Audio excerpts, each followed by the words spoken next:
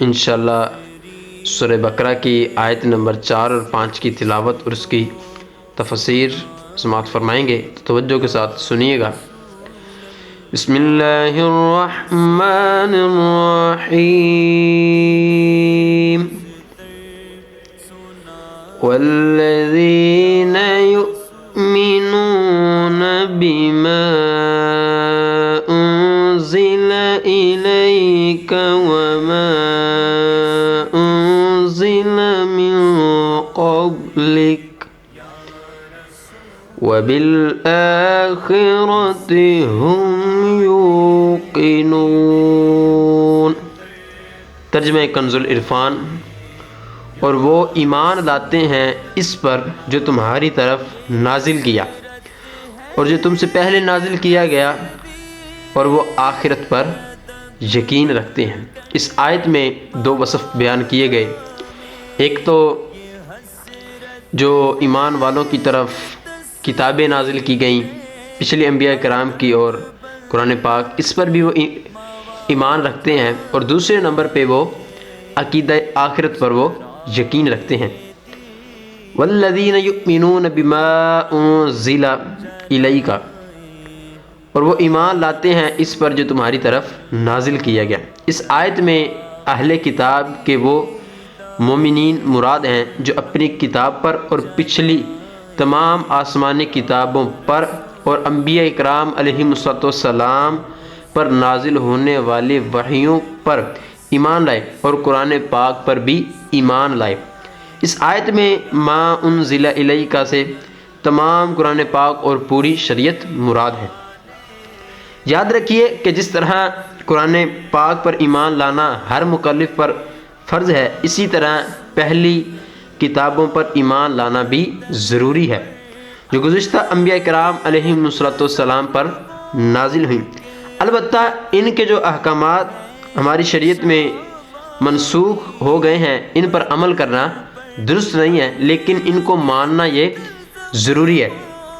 مثلا پچھلی کئی شریعتوں میں قبلہ جو بیت المقدس شریف تھا، لہذا اس پر ایمان لانا ہمارے لیے بے حد ضروری ہے، لیکن عمل کرنا یہ درست نہیں ہے، کیونکہ اب ہماری شریعت میں خانہ کعبہ قبلہ شریف ہے، یہ حکم منسوخ ہو چکا ہے۔ اور نیز یہ بھی یاد رکھیے کہ قرآن کریم سے پہلے جو کچھ اللہ تعالیٰ نے اپنے انبیاء کرام علیہم السلام پر نازل فرمایا، ان سب پر اجمالاً ایمان لانا فرض عین ہے، یعنی ان کا اعتقاد رکھا جائے گا۔ اللہ تعالیٰ نے گزشتہ انبیاء کرام پر کتابیں نازل فرمائی اور ان میں جو کچھ فرمایا وہ سب حق ہے۔ قرآن شریف پر یوں ایمان رکھنا فرض ہے کہ ہمارے پاس جو موجود ہے اس کا ایک ایک لفظ اللہ رب العزت کی طرف سے ہے اور حق ہے۔ یقیناً تفصیلاً جاننا یہ فرض کفایہ ہے، اگر کوئی ایک بندہ بھی سیکھ لے گا تو یہ فرض ساقط ہو جائے گا دوسرے لوگوں سے۔ اگر کوئی بھی نہیں سیکھے گا پھر سارے گناہ گار ہوں گے۔ ایک یہ شہر یا اسی طرح گاؤں یا اسی طرح کوئی بستی وغیرہ میں سے اگر کوئی ایک بھی سیکھ لیتا ہے تو یہ سب سے اتر جائے گا۔ اگر کوئی ایک بندہ بھی نہیں سیکھے گا تو پھر ساری بستی والے گناہ گار ہوں گے۔ لہذا عوام پر اس کی تفصیل کا علم حاصل کرنا یہ فرض نہیں، جبکہ علماء موجود ہوں جنہوں نے یہ علم حاصل کر لیا، اگر نہیں کیا تو پھر حاصل کرنا یہ ضروری ہے۔ اور اگلے حصے میں اللہ پاک نے فرمایا وَبِالْآخِرَةِ هُمْ يُوقِنُونَ، اور وہ آخرت کے دن پر یقین رکھتے ہیں، یعنی متقی لوگ قیامت پر اور جو کچھ اس میں جزا حساب وغیرہ سب پر یقین رکھتے ہیں کہ انہیں اس میں ذرا بر بھی شک نہیں ہے۔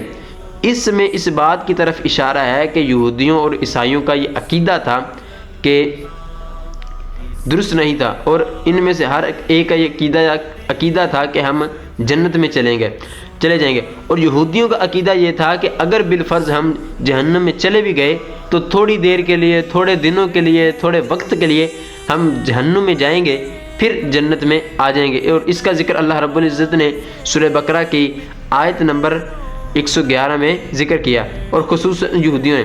اور اسی طرح اس طرح کے فاسد اور من گھڑت خیالات جب ذہن میں جم جائیں تو پھر اصلاح بڑی مشکل ہو جاتی ہے۔ تو دیکھ لیں آپ، اب یہودیوں اور عیسائیوں کو کون سمجھائے، سمجھنے کو تیار ہی نہیں ہے۔ اولئک علی ھدی من ربہم واولئک ھم المفلحون۔ یہی لوگ اپنے رب کی طرف سے ہدایت پر ہیں اور یہی لوگ کامیابی حاصل کرنے والے ہیں۔